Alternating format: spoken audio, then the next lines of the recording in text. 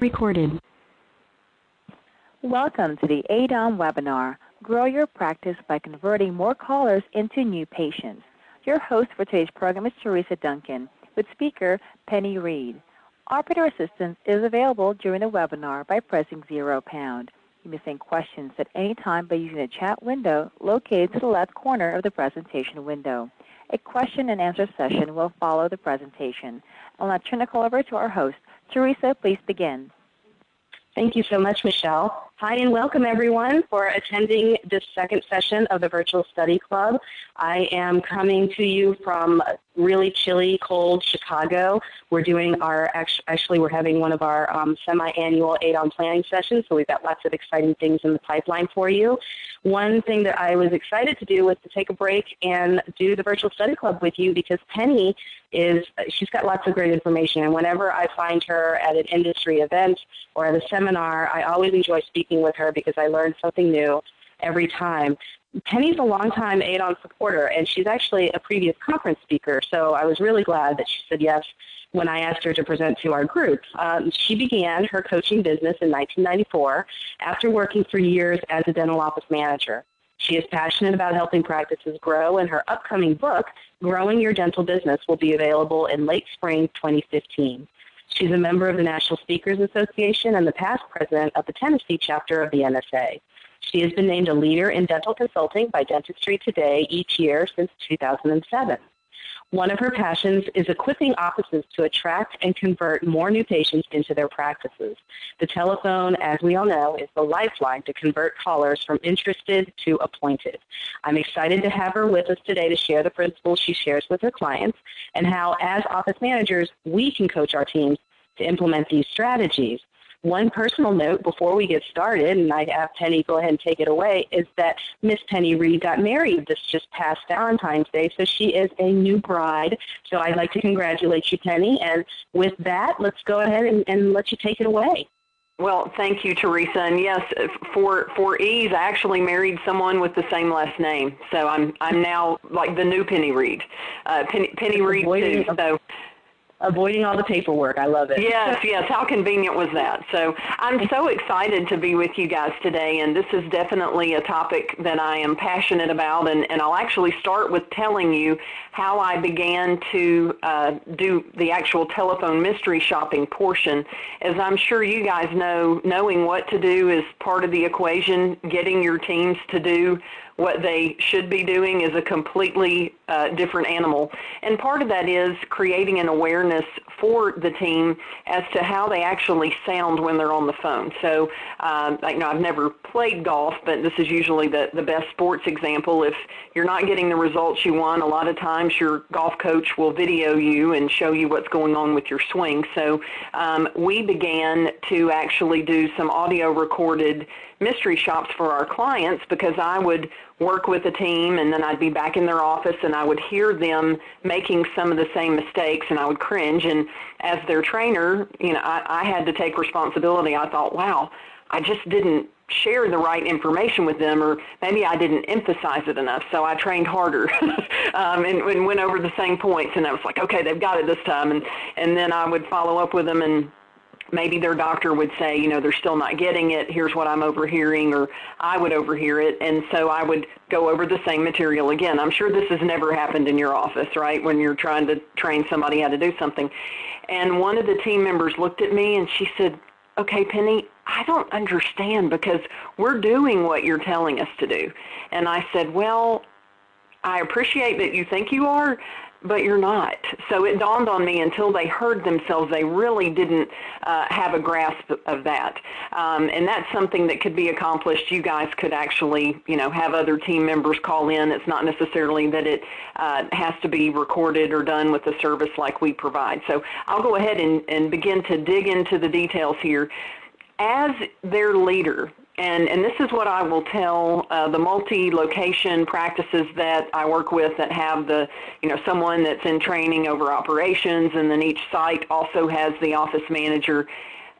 The team will only mimic the amount of enthusiasm that you have for whatever the process is. So Charles Schwab, I love this quote, a person can succeed at almost anything for which he has unlimited enthusiasm. So whatever protocol it is, whether it's how to answer the telephone when you're handling new patients or other protocols in the office, they will mimic your enthusiasm. Let's put it this way. They may not be as enthusiastic as you are, but they definitely won't be more enthusiastic than you are. So they will tend to mirror the enthusiasm of the leader. So that's a critical part for you as their leader. And as I'm sure you know, technology has greatly advanced. Back when I worked in the dental office over 2 decades ago, we didn't have the internet. We still had the gigantic paper appointment book that had the wingspan of an eagle. If we had to make a change on the hygiene schedule that was more than 3 months out, we had to run back to hygiene to do it.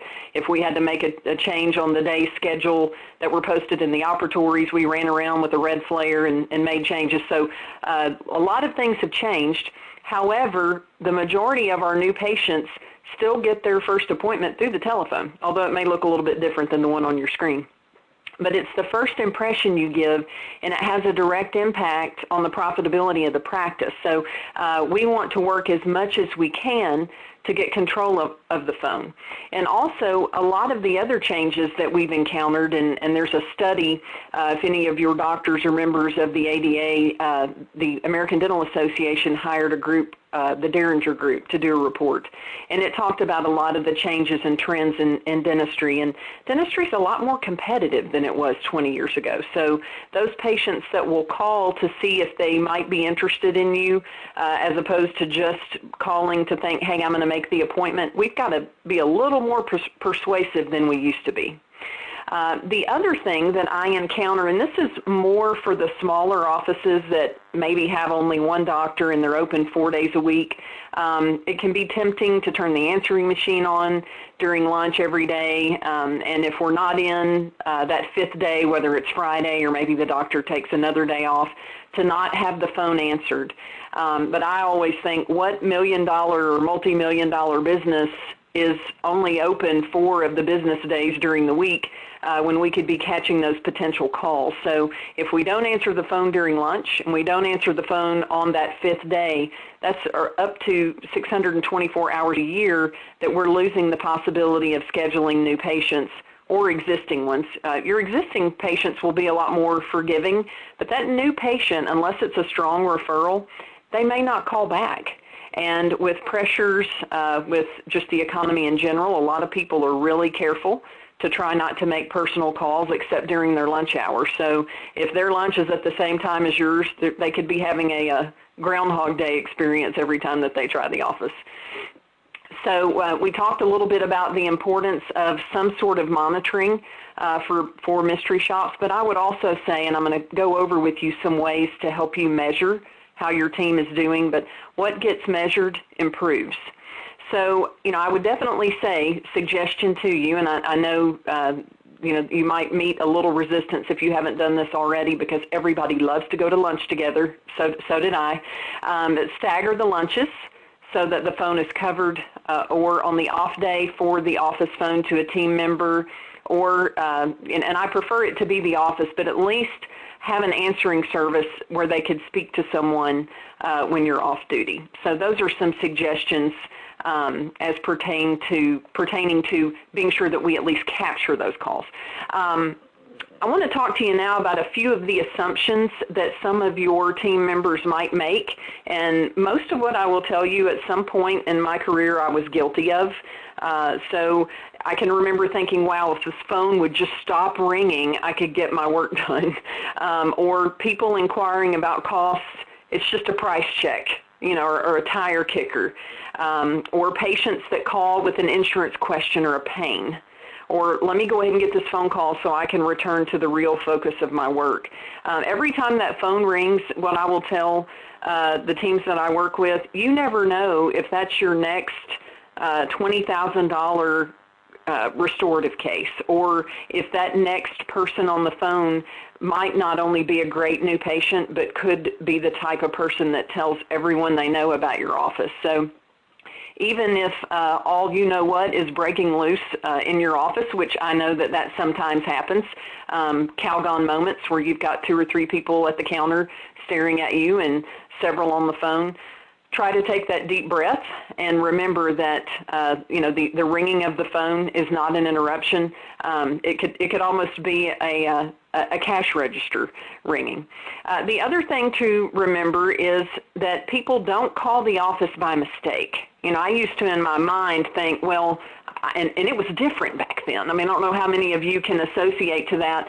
I did a lot of screening on the phone. I was sort of the ultimate gatekeeper to see who might be worthy of coming in, but we didn't participate in any PPOs. Nobody did. We had tons of new patients coming in. So what a lot of offices have seen over the last decade is sort of a dip in new patients overall, unless they're aggressively marketing. So I want you to believe and to get your team members to adopt that anyone that calls the office that isn't already a new patient is actually calling to make an appointment. They just may have questions first. And I believe they're calling to make an appointment even if they don't realize they are yet. So, and I believe that will show through. And then to remember that those questions are an avenue to making the appointment not a nuisance. And most of the people ask the same questions over and over, but we have to remember that patient, that's the first time that they've asked us that, even though we might have had to answer those questions multiple times. The next, and I'm going back to the E word again, the enthusiasm, I strongly encourage, and depending on what your roles are in the office and whether you're full-time up there in the middle of everything or if you occasionally get to go into a private office to get some things done and then come out, the enthusiasm, the energy level that our administrative teams have is huge. It comes across on the phone.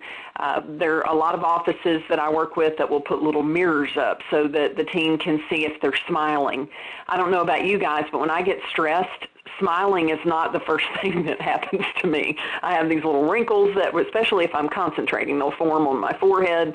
If I'm really focused on something, especially if I was zoomed in looking at the screen at some charges that were made and trying to figure out where an insurance payment came from, enthusiasm was not necessarily at the top of my list, but some things that they can do to help them break that cycle. Hopefully they have headsets. I always try to encourage our administrative team members to wear those so their head isn't, it's kind of hard to be full of enthusiasm and energy when your head's tilted over to the side.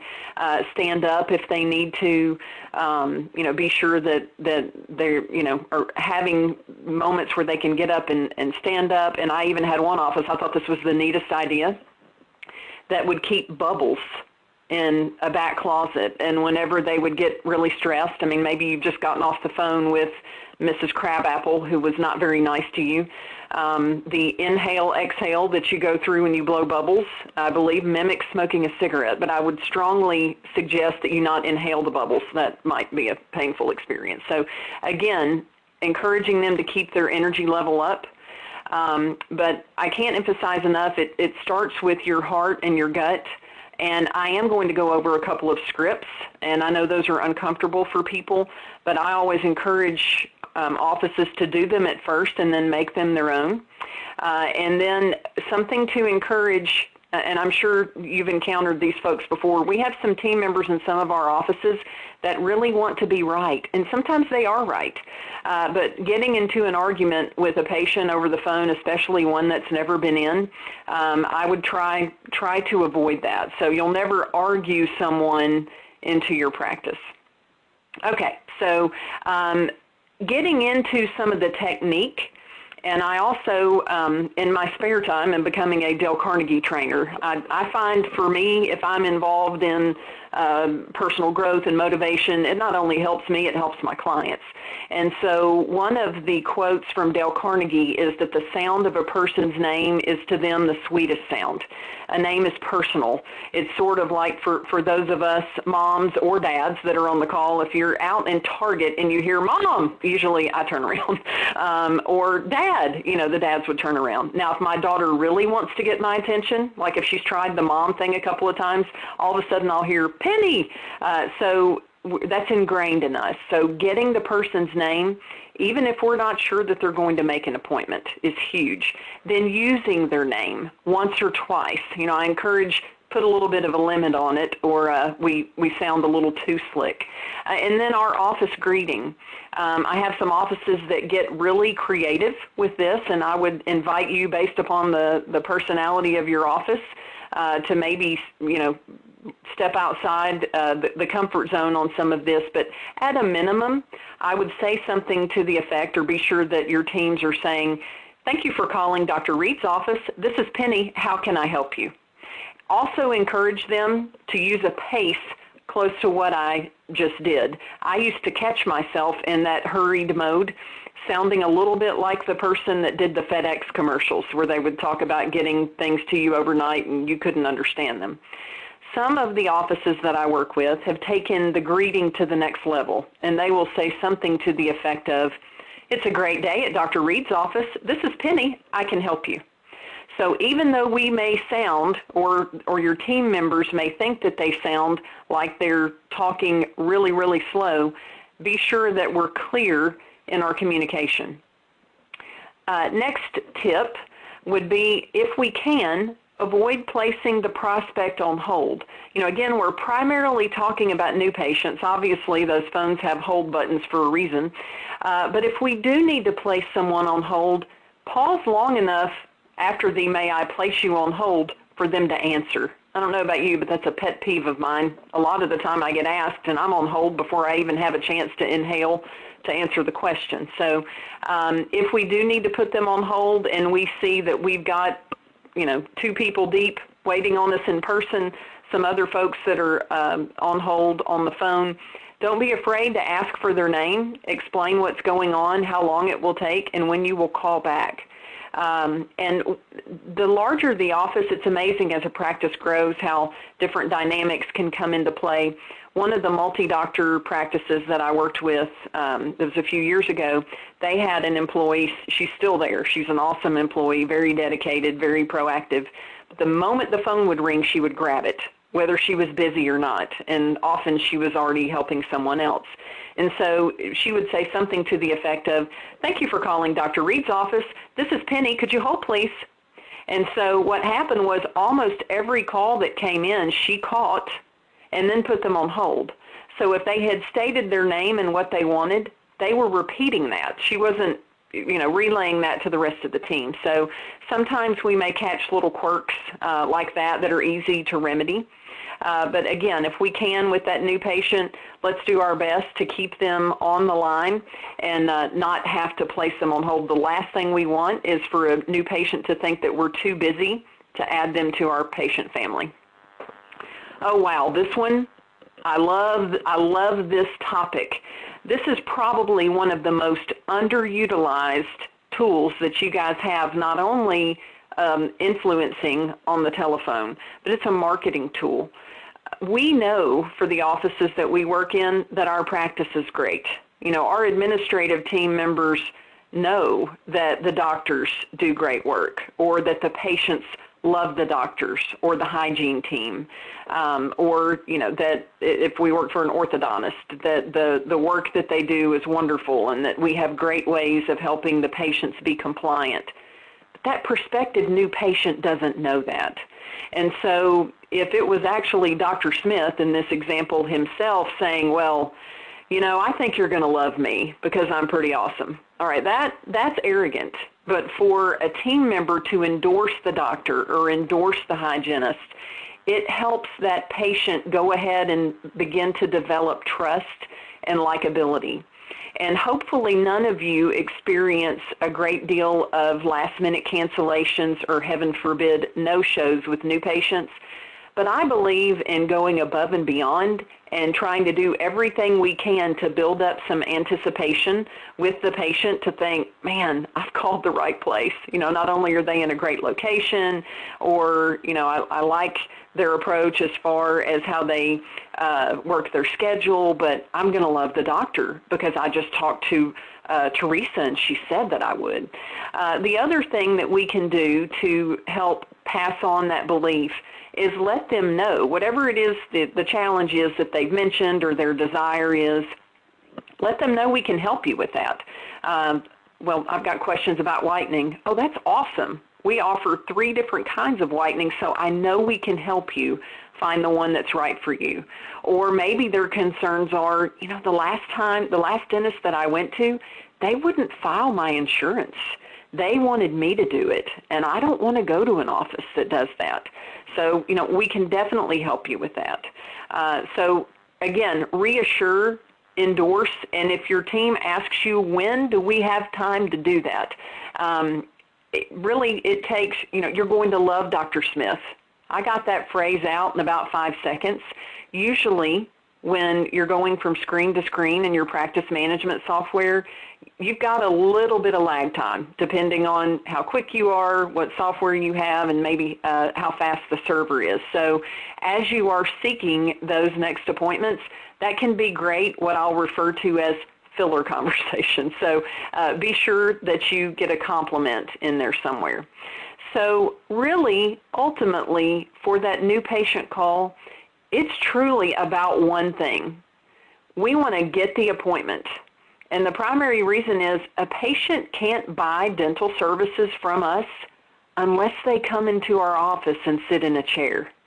So even if we have a delightful conversation and we don't ask for the appointment, and yes, it's amazing on many of the mystery shops that we do, the team members that answer the phone, at least before they're enlightened or trained, are friendly and helpful, but they never offer appointments.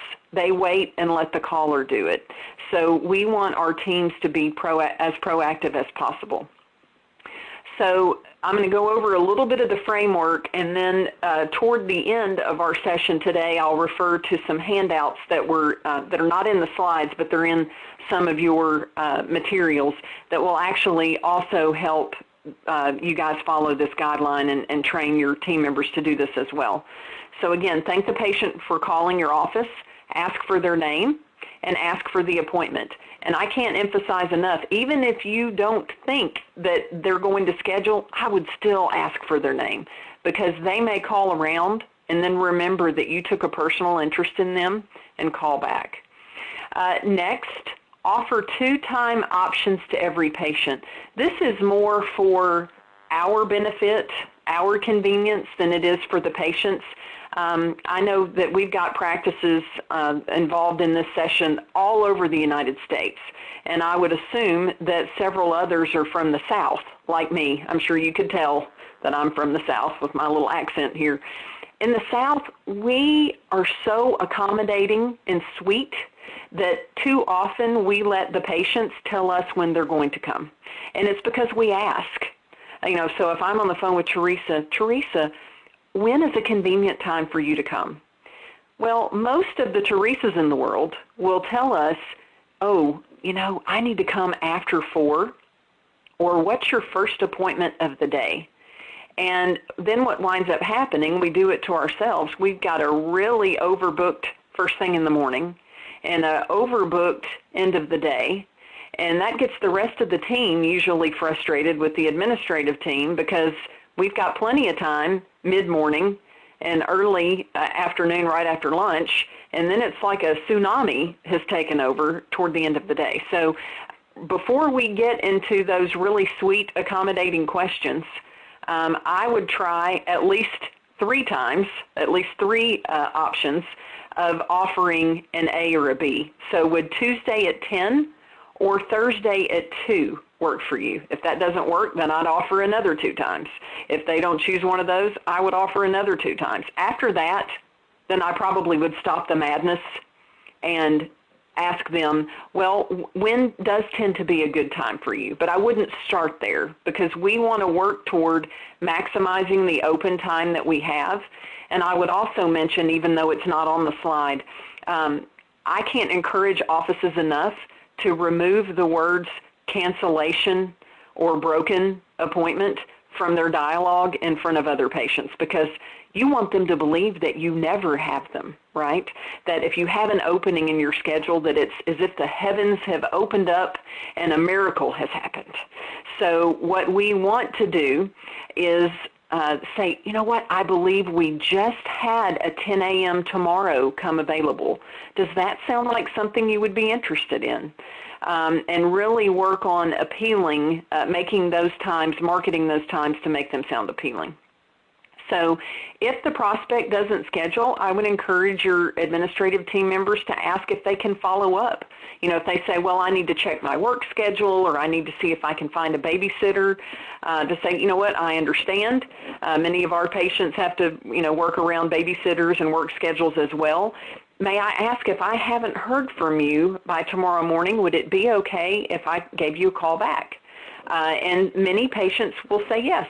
Others may say, oh, no, thank you, don't call me, I'll call you, but at least you've made the effort. Then be sure that we tell the caller how much your team is looking forward to taking care of them. And if you haven't done it already, be sure to promote, or that bad four-letter word, sell, the doctor and the office at the end of the call. In other words, we want them to feel like, wow, I have finally found the practice that's going to take care of me, and hopefully I can stay there forever. Next, be prepared to answer those sticky questions about insurance. And we could probably be on this slide for the entire hour. We could probably have an 8-hour workshop just on this topic. But I'll handle my approach as well as what some of the hot buttons are. But first, I would let the patient bring up the topic of insurance unless they schedule an appointment. And then if you feel compelled, in other words, if they've made a commitment on your books to ask them if you'll be filing insurance, then that would be an appropriate time to do that. But if they ask if we accept their benefit plan, if they can go to the doctor of their choice, I would say yes. I would also let them know we'll do everything we can to help them get the most of their plan. Now, if they ask if you're in network or out of network, I believe you need to be honest with them. I can't imagine any consultant that would tell you that if a patient asks, are you in my network, to say that you are if you aren't.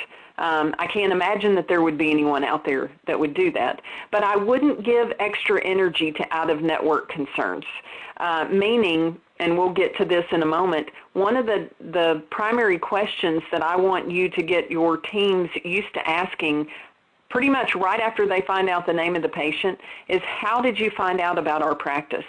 And if they say, well, Joe referred me, you know, I work at FedEx, in the trade networks department. Pretty much everybody in Memphis works at FedEx, by the way. Like 1 out of 20 working adults, I think, works for Federal Express. So, you know, I work at FedEx. My buddy Joe referred me. Well, right now I happen to know that most FedEx employees have Cigna.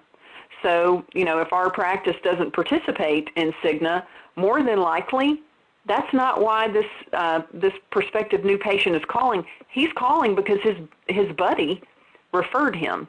So even if you don't participate in any PPOs, I would also caution you, don't say we don't participate in any plans because we're fee-for-service only. That doesn't mean anything to the patient. It may mean something to us. I would say at this time we don't participate in that plan. However, we have dozens of patients or dozens of families that do. And we can certainly process and file a claim for you if you're insured by, you know, X company. So I would imagine that some of the questions that we'll get for the end will pertain to this topic. But again, if you want to bring it up, don't do it until after the patient has said, oh, next Tuesday at 10, that sounds great. There's no point in getting into that conversation unless you know that they are planning to come in. And definitely I would not make that one of the first questions that you ask. That's what I used to do, right? Somebody would call and say they were, oh, well, I'd like to make an appointment for a cleaning. Oh, well, how did you find out about our office? Oh, well, such and such referred me. Okay, well, do you have insurance? Let's put it a little further into the relationship conversation. So moving along, again, we want to get the appointment first and then get the rest of the information. On average, and this is just an average, most new patient phone calls, and this is just from probably about 11 or 12 years now of doing the telephone mystery shops, most effective calls only last 2 to 3 minutes. If it lasts beyond that, then you might have a rare talker, prospective new patient, or you've got a talker working in your practice. So sometimes the more we say, we can wind up sounding uninviting. So I'll get to more of a summary here on a step-by-step format for handling new patient callers, and then we'll talk a little bit about metrics and measurements and how you can tell that a lot of these skills are working for you. But number one, I think it's best if the phone is answered within 2 rings. Again, we don't need to feel the need that when it's gone to half a ring that somebody has to grab it, but I think usually by the 3rd or 4th ring, whoever the caller is thinking that it might not get picked up. Second, I would be sure that we're answering the phone with a smile. Mirrors are great, again, for the team, and my doctor, I never will forget, this was one of these defining moments. He came up to the counter one day, and I was in the middle of one of those insurance debacles of trying to reconcile somebody's ledger and figure out how much they still owed. And he said, "Miss Penny," he said, "I wish you would smile more." And I said, "Well, I smile." And he said, "Well, right, you're not smiling right now." I said, "Well, I know, but I'm trying to figure out this insurance thing." He said, "Yeah, and how much of your time during the day does that happen?" And it kind of hit me. I was like, "Well, a lot." He said, "Well, would it help if I brought a video camera up and put it on you for a day or a couple of days and let you see?" And I thought, "Oh, wow, I am so smiling now. Like, I'm happy. I'm going to catch myself whenever I can." I did not want that video camera on me. But answer the phone with a smile. The smile comes across in your voice. Again, state the name of the practice and ask how you can help them, and pause. Again, reinforcing asking for their name and only using it a couple of times during the call, but being sure to use it. Number 4, this is awesome, especially if you have new members on your team that may not be that familiar with your patient base, or if you have such a large patient base that it's difficult for you to keep up with familiar names. If they don't volunteer, whether they're a new or existing patient, ask, "When was the last time you were seen in our office?" That tends to go across a lot better than "Have we seen you before?" or "Are you new?"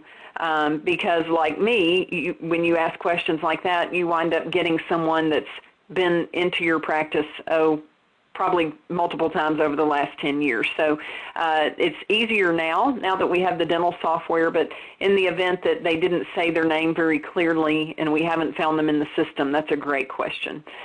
Again, if it's a new patient, we want to be sure that we thank them for calling the office. And next, ask them how they found out about our office. And this can be a great time as we're jotting that down to tell them why they're going to love it or what about the practice that they're going to love. Next, determine what type of appointment they need, a new patient appointment or an emergency. One tool I did not give you, but I would be happy to share with you, and I'll go ahead and give you my email if you decide that you would like to get that form. The best email would be client, CLIENT, services at Penny Reed, Penny, Reed, REED.com. We have a little emergency patient form that we've come up with to help get information and determine what level of emergency it really is that you guys might find helpful. So if it's an emergency, we recommend completing that form. Then going back to what I covered earlier, we want to offer 2 choices. And again, to reinforce, it's like asking a 2-year-old, "What would you like for dinner?" And they say, "I want ice cream."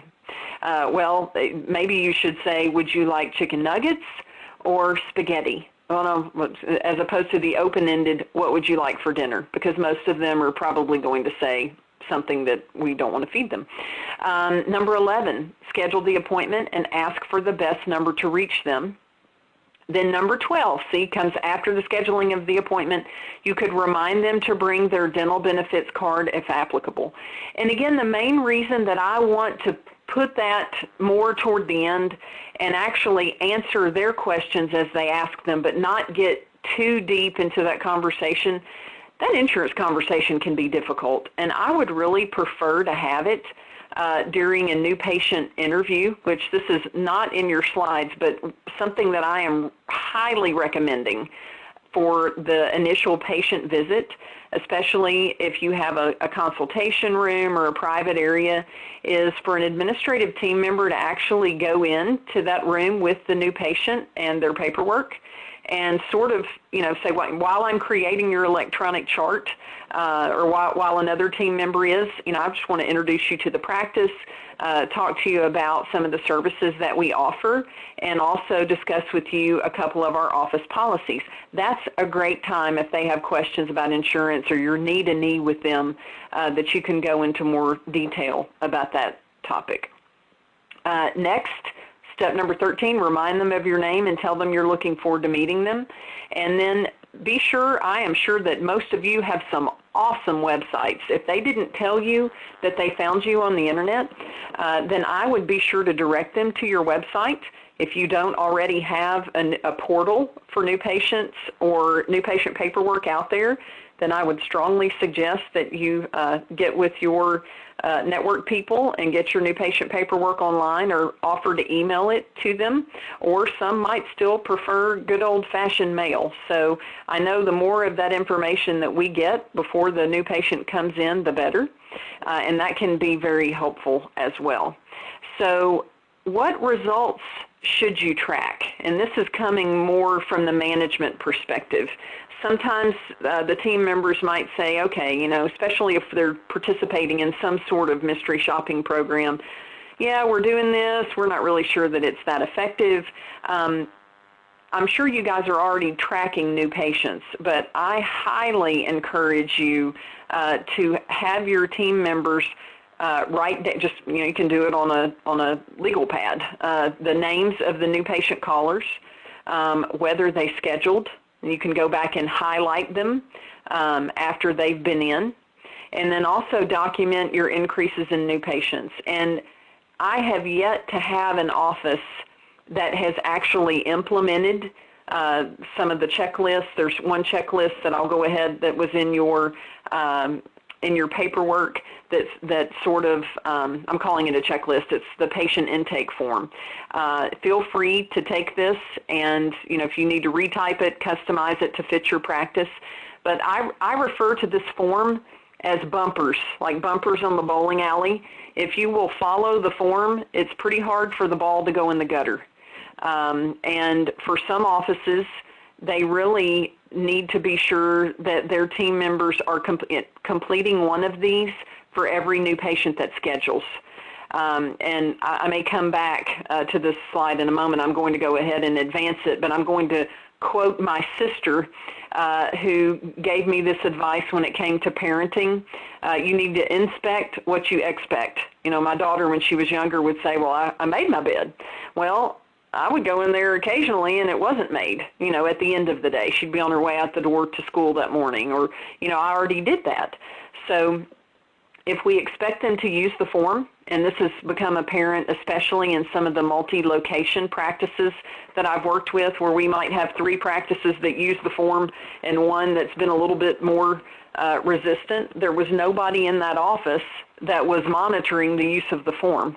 And the team leader in that particular location didn't really think the form was important.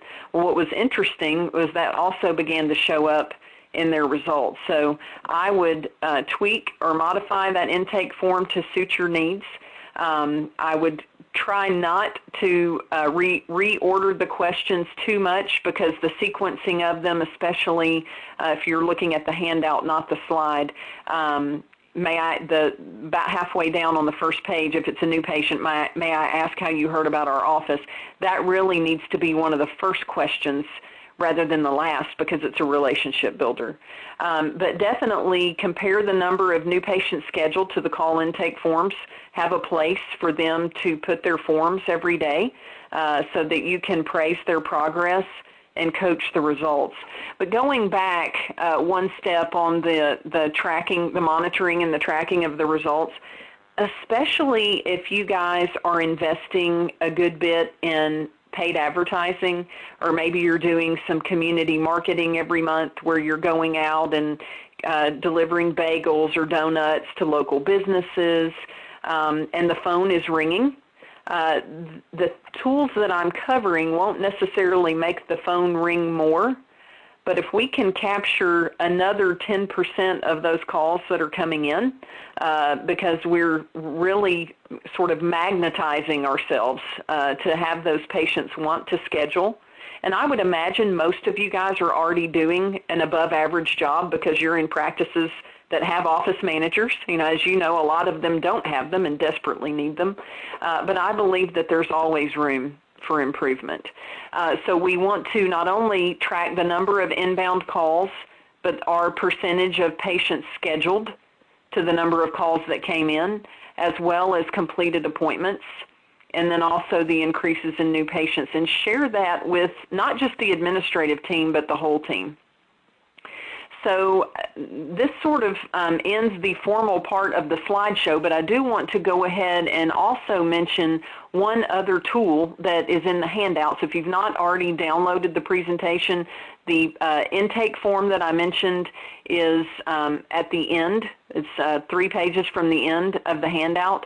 And then there's also a telephone effectiveness checklist for those people that like checklists and kind of want to hone in on how they're doing. This is a self-evaluation form.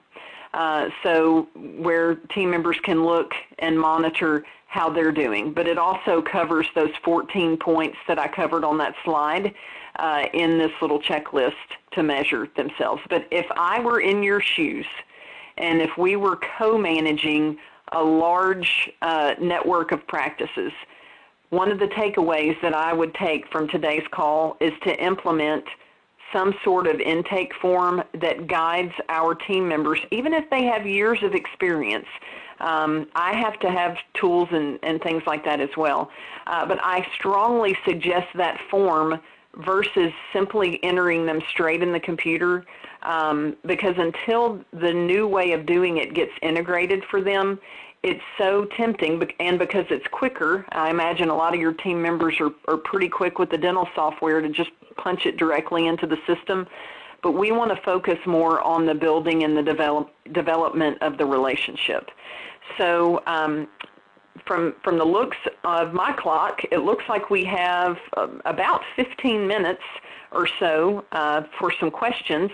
And it looks like the little question thing is blinking away. So, Teresa, I will pause and turn it back over to you and let you guide us through some of the questions that have come in. Sure, that sounds good. Michelle, would you like to give them instructions on how to call in if they have any voice questions, please?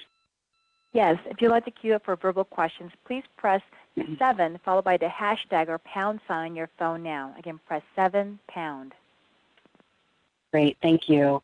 Okay, so before we get on to the questions, I just want to let you know that our next Virtual Study Club conversation is our meeting is going to be about insurance conversations, and some of what Penny talked about we're going to take and expand, and then we're going to also have some really important conversations about PPO and networks and that sort of thing. So that is March 24th, and I realized that last month I had the wrong date and had us actually meeting on a Saturday, and some of you were really kind enough to quickly email me and tell me, and I double-checked this date, so it is March 24th. And, of course, mark your calendars for Nashville, Tennessee in August. Again, as I said last month, we do plan on having a session on the evening of the day before the session actually starts. So the evening of the 27th, we will actually have a special event. So if you could plan on getting into Nashville in the afternoon, that would be great. That way you can take advantage of that. So let me go ahead and put Penny's information back on the screen in case you need to reach her. I did put her email into the chat box. And in the lower right-hand corner of your screen, you'll see where there's a Documents button, and you can download the handout. It also was sent out to you along with the Confertel invite. So hopefully you all got the handout, and there was wonderful information shared. Thank you again, Penny. So I'm going to go ahead, and read out Milena's question. So considering the receptionist has complete control of the call, how long should a typical new patient call take? Okay, that's a great question. Again, the average of an effective call, I mean, and there's always exceptions, is going to be 2, no more than 3 minutes, unless you have a very chatty person with lots of questions calling in. But 2 to 3 minutes is ideal. Okay. Okay. Michelle, do you have anybody in the voice queue? No one currently queued up. Oh, wow. Okay. All right. Yeah, well, I don't see any other, well, I was going to say, I don't see any other chat questions, but my connection has been spotty. Are there any other questions in there, Michelle, that I'm missing? I do not see any other questions. Oh, wait, Trish is typing one, it sounds like.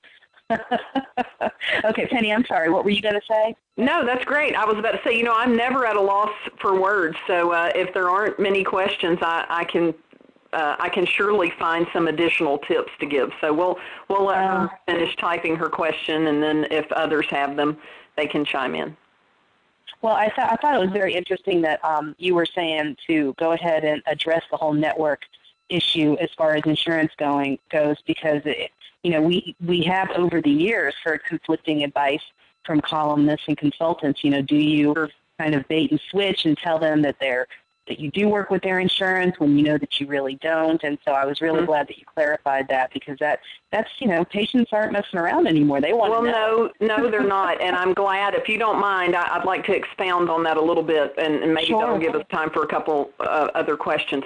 Before I started on my book that's with the publisher right now, Growing Your Dental Business, I was writing a book called Repeat Engagement that I may wind up picking back up, that was a little bit more of a global topic. But if you think about the engagements and interactions that you have with patients, I feel that could almost sum up the vision of any business. What is it that you want with your customer or your patient? You not only want engagement, you want repeat engagement. So I want to interact with you, my prospect, my potential new patient on the phone, in such a way that has you want to be a patient here for a lifetime. So if I handle you in a way where I'm not, and again, I don't think we need to have just, verbal, ongoing dialogue where we just spill everything we know about their coverage. I agree. We need to keep it simple. However, if they ask a question, if we're in network, and we aren't honest about that, or, we're somewhat evasive, that's going to come, they may come in, but it's very likely that they won't stay. And for those offices that participate with the programs that just say, pretty much tell them what you need to tell them, they're not going to stay. And due to the world of social media that we live in, it's now quicker than ever for them to be able to tell everybody they know not to come to your office. So I think we've got to focus on being treated the way that we want to be treated. And at the same time, the mistake that a lot of offices have made is one patient may have asked a specific question about benefits, so we now feel the need to answer that question for everybody, even though they didn't ask. So I would say we direct the call. We answer the questions that they ask of us. If we are in a situation where it's an in-network, out-of-network, first of all, we've got to refer back to, how did they find out about us?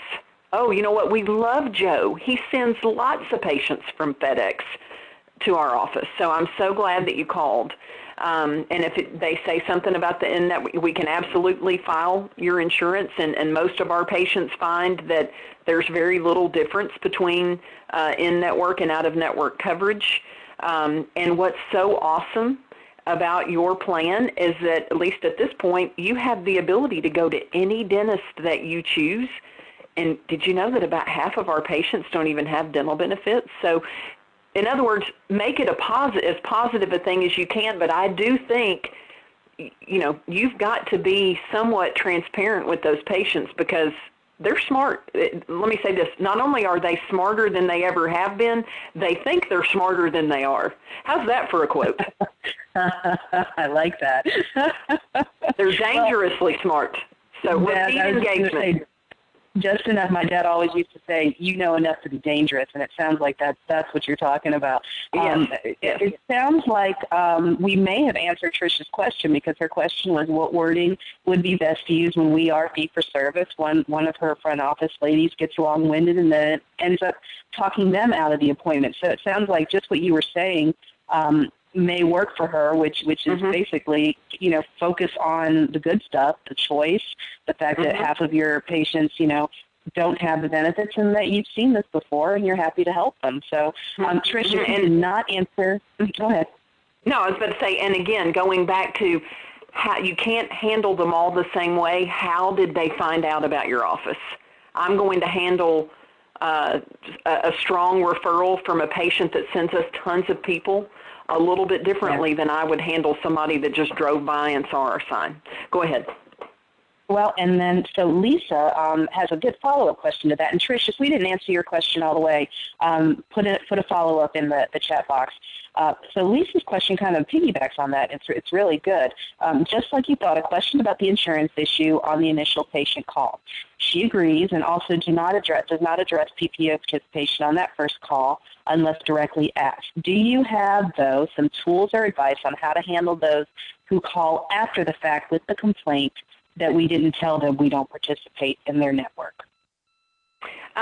What I would say is, first of all, thank you for calling and letting us know that, that this is a concern of yours.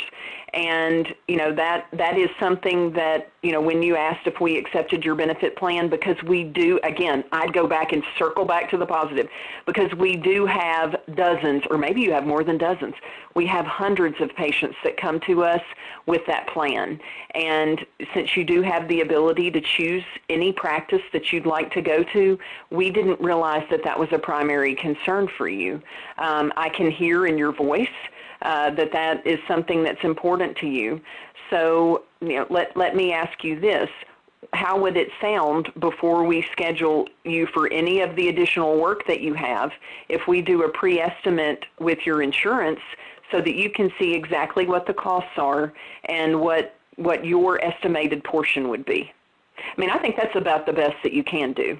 And there may be a few of those patients that are so bent out of shape with you that they're not going to come back. But at the same time, I think that, we're always managing risk and exceptions. So if we're trying to handle these situations to where nobody's ever going to get upset with us, we're probably going to talk way too many people out of ever coming in the first place. So, definitely I would listen to them. I would acknowledge their concern. Lisa, I hear you. I see that this is an important issue for you, and we do have dozens of. Again, I would be honest. I wouldn't overemphasize, but we've got dozens of families, a couple of hundred patients that have that exact same coverage, and for them, they have found that being able to come here outweighs the in-network, out-of-network benefit, and they like having the ability to choose to come to our office. So, I definitely want to be sure that we have open communication with you regarding your coverage and then offer to do the pre-treatment estimate. You may lose them, but I think a lot of them, when they realize that there are a lot of people that come there that have that same coverage, may think, oh, I'm not the only one. It's not like you made some exception or we're trying to hide this from me. You've got lots of people that have this coverage that come to you. Yep. Okay. Michelle, do you mind reading the additional chat questions? I had to refresh my browser and I lost my chat questions, and I think Krista had one coming up. Yes. Krista asked, just another tip that has been helpful with the front office staff answering phones in their quote-unquote moods. I have implemented putting a mirror in front of their desk. If they see themselves in a mirror, they are more likely to look happier than grumpy. It helps a ton. Oh, I totally agree. And at one point, and the vendor went out of business, I used to have little mirrors that, that offices could get that would prop up there. And you can look online to see there are some that you can mount, a little small mirror that you can put up at the top of a monitor. It goes back to that quote of if you inspect what you expect, you can self-monitor that too. I mean, it's sort of like, as much as we don't like it, getting on the scale and once a week or every day, however often, to see how we're, might be managing our weight. If we can, see the expressions that are on our face, it is very helpful. That's a great tip. Great. Okay. And then Lana B is saying, is the telephone effectiveness checklist to be used as a self-evaluation? Yes, it is. It's to be used as a self-evaluation, and that has been, more requests from our clients that have said, okay, how do I know, especially if we're doing telephone mystery shopping, how do I know if I immediately afterward if I did a good job, or what is it that you guys are looking for? So we created that as sort of a training tool to be able to review, and then also if they want to self-monitor. But the actual intake form will help guide them to get the correct information that we need. And if it's a specialty practice, you guys may want to adapt that as well, to better fit your needs as far as other specific questions. Wendy makes a great point, and Wendy, I hope you're staying warm up there. She's up north in the Boston area, and I'm sure she's just loving all the snow that she's getting. She said she has to be honest, or you have to be honest. Patients respect us for that. Most will still come to the practice using out-of-network benefits because they are confident that we know that plan. That confidence piece, I think that's huge, isn't it? Mm-hmm. It is, and it's. I'm trying to think. Patients. They have to like you, and then they've got to trust you. So again, I think that's why, we don't want to give them too much information, but we also want to be sure that we're answering their questions to the best of our ability. And I think a lot of practices, and who knows where we'll be 5 years from now, but most of the PPOs that are out there, the patients, there's the preferred provider network, but they can still choose to go to any provider. I mean, that's part of the provision of the plan, is that they're in network and out of network benefits. And we have to remember, as challenging and frustrating as it is that we barely understand their plans with the information that they give us. They really don't understand their plans. So no, I agree. Being honest with them is great. And Wendy says she's got 10 feet of snow on her back porch. Oh dear. Oh wow. And Krista says if you are doing a telephone mystery shopper, if you are doing that, are there state laws that need to be followed in regards to if you record the conversation? Great question, Krista. Yes, there are. And in states where there is a law that at least one of the that both parties have to know that the call is being recorded, we have a waiver that we have the administrative team sign, and then obviously our end, our shopper knows that it's being recorded. So, these are not live. There's no HIPAA or anything involved because we, with how we do it, is we come up with a fictitious, scenario. So, I mean, it's actually something that you guys could do, have somebody use their iPhone or in one of those recording programs if you somewhat wanted to do your own. But yes, in some states, and I'm trying to think if it's the Federal Trade Commission, it's one of the government agencies that says that both parties have to be aware, but in about half the states, it's only one party that has to be aware that the call is being recorded. Lana is actually asking if you're able to share those waivers with them if they email you for it. Let me look. That's not actually been anything that we have shared. What I would suggest that you do is simply on your letterhead, if you see, because that waiver is actually for our company. If you guys were going to do something internally, I would simply put on your letterhead that, during this time frame, I'd put a time frame on it, that you will be conducting some telephone mystery shops, but that you will not be sharing the results with anyone other than them. You know, one of the most empowering things that can ever happen is for there to be a great audio recording of a shop that's played for the entire team. One of the most disempowering things that can ever happen is for there to be a really bad one that's played for the entire team.